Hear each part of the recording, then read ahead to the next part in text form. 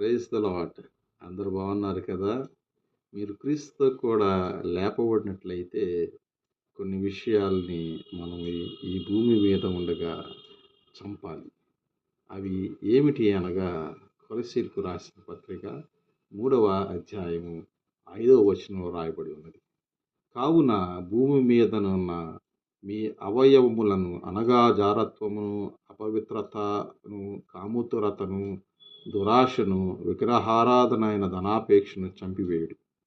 వాటి వలన దేవుని ఉగ్రత అవిధేయుల మీదకి వచ్చుచున్నది. కనుక ఇటువంటివి మనలో గనక ఉన్నట్లయితే వాటిని మనము చంపివేద్దాము. దేవుని ఉగ్రత నుండి తప్పించుకుందాం. దేవుడు అట్టి కృప మనకి దయచేయును గాక. ఆమేన్.